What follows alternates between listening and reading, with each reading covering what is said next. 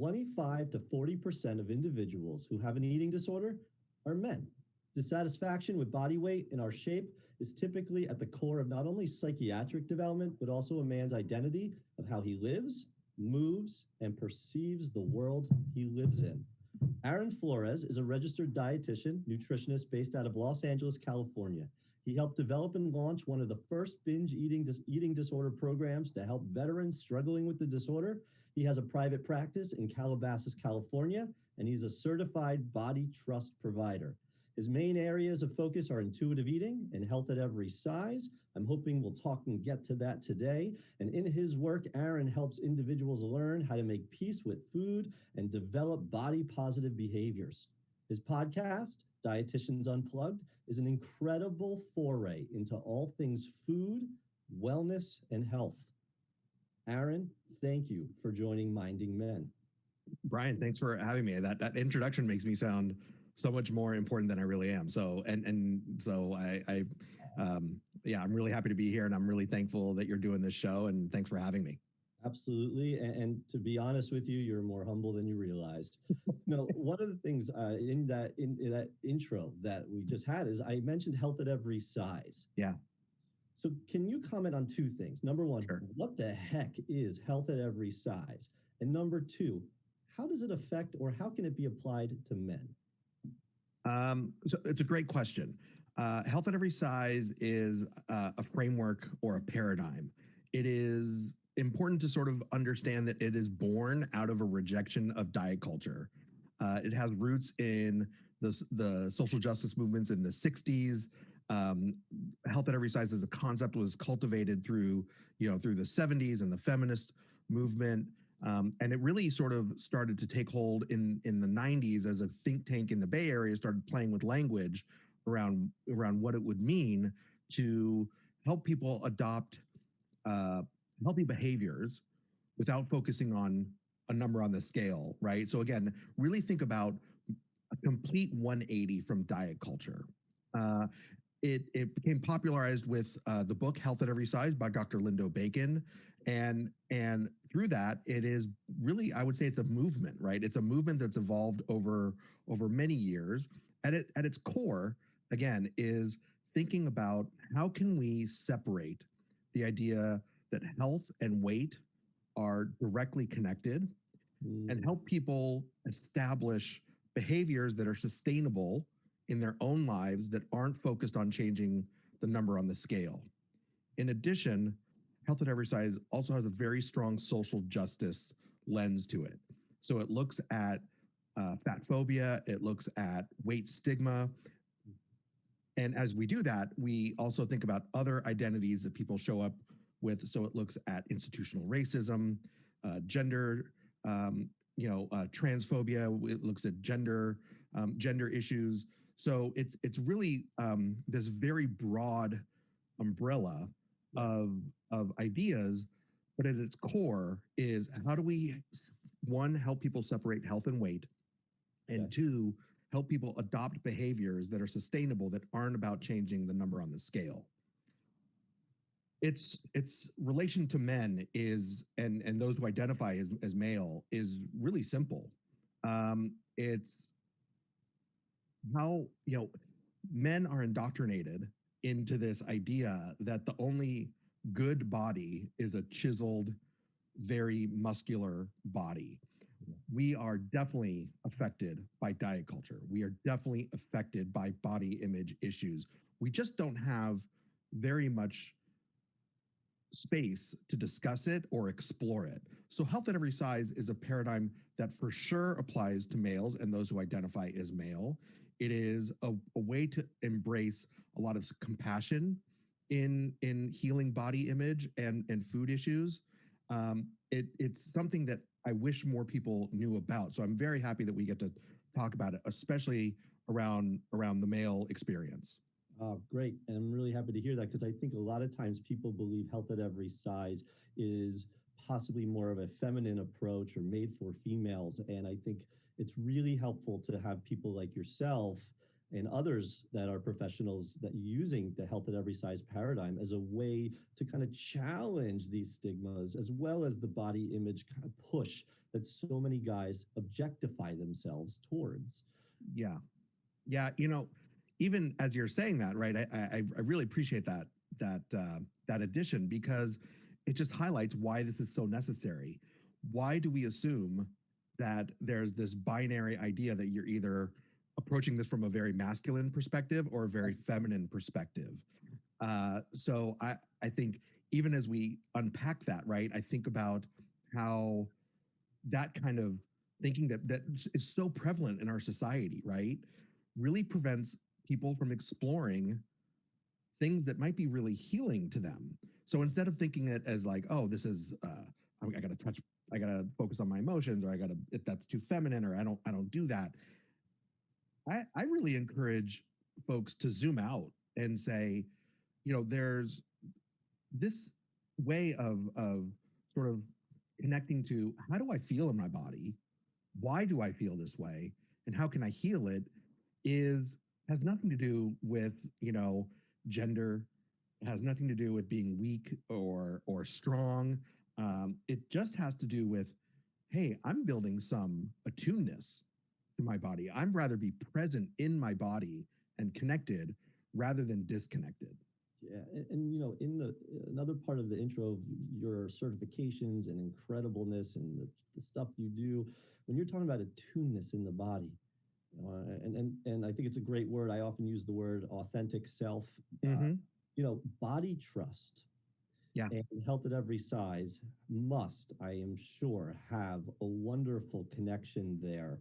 And speaking from that place, when people are learning how to love or at least attune or connect with whatever feeling, how do they trust that there is that might feel like their own feeling, and that it's Mm-hmm. real and it's valid and it's grounded? How do Yeah. you help someone do that? It's a great question. One of the things that I think is really important for people to to think about and to let in is understanding, why do we feel this way? Why is it so hard for us to inhabit the space in our body, to be our authentic self? And I think that's where I bring in this idea of weight stigma with so many of the folks that I'm working with. Hmm. Of course you feel this way. Of course you have grown up not trusting your body or fearful of it or angry at it, because that's how we're taught. Yeah. We are taught that from a very early age through a lot of very, you know, both subtle and overt messages, that this is the only way, the right way, let's say, to have a body. It can only be this way. So I think about young male kids, and I think about their exposure, especially, just for one example, thinking about superheroes in Marvel. Sure. If you watch the last Avengers movie, Mm-hmm. Thor gains weight, and gains weight as a result of a trauma experience. That's his coping, right? Is to drink and eat and isolate. Yeah. And his friends find him, and instead of providing a lot of compassion and support, they fat shame him through almost the whole movie. And even as he travels back in time, his mother does. So it's experiences like that, sitting in a theater when we used to do that, hearing other people laugh at fat shaming, we internalize that. And we have so many more experiences like that that get internalized and say, oh, this is how I need to have a body. It can't be anything other. So I think as people struggle, I like to zoom out and say, of course you feel this way. We can unlearn that. It takes some effort and it takes time, but we can unlearn all those negative thoughts and feelings, and again, understand why they're there. I think it's awesome. And, you know, when folks are looking at these types of things and they're maybe even not recognizing how weight stigma plays a role in their lives, you know, one of the most difficult things is being able to almost face it, to look at it, to be able to look at that wall or that box per se of what it is to be a guy, to literally say, okay, that you mean I don't have to have a six pack? I don't have to do ketosis. I don't have to try to make sure that I'm Yeah. successful, powerful, and in control at the same time. That Yeah. so much into it. And then why do you think a body like Thor, who's going through trauma, which I haven't seen Avengers yet, but something like that, which I can give you a million examples, as you can too, I know, throughout Hmm. our media world, um, which we're not attacking, it's just representations. But at the same time, why do you think it gets so stigmatized and then possibly not even approached in a way that is, we'll call it mentally sound, that really Yeah. is pressured Yeah. and pushed? Well, I think it's because people assume weight is under people's control. Mm, People assume that, weight stigma is not that big of a deal because if you just don't like how you feel, well, lose weight. It's right. as simple as that. And if you And, don't fix it, what's that mean about you? then you're defective Yeah. and your body's defective. So why would I want to inhabit a body that's defective? Why would I want to be present or connected to something that I feel is broken? So part of weight stigma, the reason it's so prevalent and accepted, really, I think it's accepted, is people assume that weight is under our control, and it's not. The vast majority of people who go on a diet will regain weight within 3 to 5 years. Right. Right. It's listen, if I were to go to Vegas and make a bet, right, I am going to come home a winner Yes. almost every time. Yes. The only So go ahead. Go ahead. yeah, so it's to me, it's even unethical to prescribe it as an intervention. But I think this is what lends us to thinking, well, it's not that big of an issue because people can change it. Yeah. 100%. And yet, I truly believe you can't. You can't. I mean, that is the hardest piece of acceptance that I think so many folks have to wrap their heads around, especially the folks that I work with that identify as male. For many of them have grown up with a lot of privilege in the world because of their gender, the way they see their gender, because of their skin color, because of their finances, maybe also. This is the one place that they feel oppressed or feel marginalized. And there's no other space where that shows up. So they're like, well, why can't I fix this? I've done everything, including my career, has been incredibly successful. And I've done everything I put my mind to. Why can't I fix this? And when we look at the science, when we look at the data, we see you can't, but it's a really challenging space for a lot of folks to own that piece of acceptance. Well, let's also add, and I agree, prejudicial treatment, which very much, particularly those of white male gender, receive. And I'm one of them. I'm sure at times you've been one of them too. Totally. And, when you look at prejudicial treatment, you start to recognize that you also had prejudicial treatment with medical needs. So we see that in our current landscape with COVID and people getting sick and who's actually getting treatment or not, or who has more access to it. But at the same time, when you look at body size and the diversity of it all, prejudicial treatment and medical stigma also is learned. And can you comment a little bit about medical stigma and what's happening to guys? Oh, well, it's especially right now, and we're recording this in the beginning of January. Right. I'm in LA, and the news every day is scary. The news every day is scary about who might be turned away because there's not enough resources. It's the fat shaming and weight stigma that has arisen because of COVID is really intense. I'm so worried that folks will be denied treatment if resources are stretched thin because merely of their BMI, merely because of their body size. The the impact of stigma from a medical perspective is really people don't access care because they're going to feel shamed. There's an amazing quote that I found from Dr. Gaudiani, who is a eating disorder medical doctor based out of Denver. And she was writing about health consequences or medical complications associated with binge eating disorder.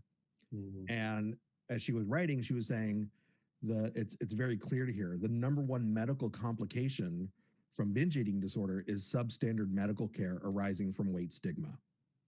Yeah, that's amazing. People won't go to appointments. People, when they do go to appointments, don't speak up about what they really need or what they really want. They are given less time in their appointments. Their appointments focus on weight rather than other issues that might come up, and in many cases are denied treatment because of weight. That almost goes in context as well. And I've always thought this, as we do similar work, I'm a therapist, you're a dietitian, and you're one of the few dietitians who are male doing this work. So, kudos to you, and please keep going. I wish you could build an empire doing what you're doing. It is that I truly have done in my research as well that the medical profession really comes from a very prejudicial treatment type of stance. White men creating the early westernized medicine, the idea of the perfect body, the fact that, if you you passed away and you donated your body, you have to be under a certain BMI in order to have tests done and for research to be done, things like that. And so, yes, the experience of not even being able to ask the right questions or be asked those questions, I almost feel sometimes the medical profession doesn't even allow for doctors themselves to ask questions or know what to ask because they're so ingrained in their training and learning from a very historic and very long running history of idealized medicine. I would agree completely. And as we look at, how institutions are so many of them are rooted in white supremacy and racism, we see that sort of playing out, right? This idea of quote unquote evidence-based material is, sometimes I really want to question because who's in the study? Right? Or is it really representative of the population? Who are the researchers? Is it really representative of the population? What are the barriers that prevent people of color becoming doctors? It's definitely prevalent in dietetics, where there is a really huge barrier that prevents a lot of folks, other than mostly white people, becoming dietitians. And it's part of that institutionalized learning that we're sort of all brought up in. So what's interesting about just my own personal journey in that is how much learning I had to do after I was a dietitian to embrace this work. It was not taught to me at university. It wasn't taught to me in my internship. I got little sort of glimpses of it, but it wasn't until after and doing a lot of work with other folks sort of outside of the quote norm, right? Yeah. Or traditional work to really be exposed to this. And I would say it's been years of unlearning that have brought me to where I am. Let me ask you a somewhat personal and professional question, okay? I think it's important. And if I'm crazy, well, everyone can think I'm crazy, which is, you're we can tell just through Zoom, you're a guy in a different body than I am, okay? Mm-hmm. Going into dietetics, learning about food and how it all interplays with health and wellness, and you challenging this, I'm sure at some point in your life with that, because I wish we had all day to hear your story, and maybe we will another time. Part of the stigmatized way of looking at things will say, yeah, he's just looking for an excuse to accept or come up with how he is. Yeah. What do you say to that? I mean, it just highlights the fat phobia in our society. Yeah. I came to this work, again, from a very different paradigm. I came to this work from a very weight loss traditional mindset. I was in my own eating disorder, disordered eating pattern, my own body hatred when I came to this work. I had to do my own healing to do this. Um, you know, when I think about, yes, and I identify as fat. You know, my activist role is I use the word fat to describe my body, not as a way to degrade myself, but actually the opposite, as a way to reclaim what that word means. And I am a fat dietitian. There are not many other fat dietitians. Mm. And what's interesting is there is a lot of judgment about it. That, you know, why would I go see this person? Right. You know, they're obviously not practicing what they're preaching. Um, and you know, it's a challenging road to navigate in a lot of ways, because I show up in this work, right? My body shows up in this work. And for those folks who say, you know, oh, you're just giving up, right? Or this is your just excuse to like advocate, you know, just to sort of make an excuse for your own body, right? And how you're living is, you know, that's a really rudimentary thought, right? That's a really sort of basic level thought. Mm-hmm. I would also say, you know, at my age, at my size, I've never been more comfortable in my body That's awesome. than ever before. That doesn't mean there are days that I still don't think about changing it or wishing it was smaller. It just means that the days that I'm able to really be present, like I said at the beginning, attuned, Yeah. right? I know where anxiety shows up in my body. I know where stress shows up in my body. I know where hunger shows up in my body, in fullness. I know where satisfaction shows up in my body. And I tell my clients this, and I live by this. I encourage folks to do C-level work, right? Don't be perfect. Get a C. And that's something I learned through my body trust certification. That's awesome. And, you know, I do C-level work. I'm not perfect in this, but I don't expect my clients to be, and I don't know why people expect me to be. I love it. I love it. Because although you say you're doing C-level work, you're doing beyond extra credit work. And it just comes through in what you're doing, your authenticity, your attunement. You know, I love that you're able to recognize the phobic side of this and really face it authentically and just be able to stand there. I cannot tell you, it is admired, I know by me, but by many people in this profession. So I just want to echo how incredible that is. You know, you obviously are a guy. You obviously have gone through things because you just kind of referred and talked to a bunch of learning and continued learning. And I'm learning here too. That's the beauty of this show, is we all get to learn. One of the things that I think is fascinating and I really want to know more about is that you have a group for guys. Yeah. Yeah. What's that all about? Well, there aren't many.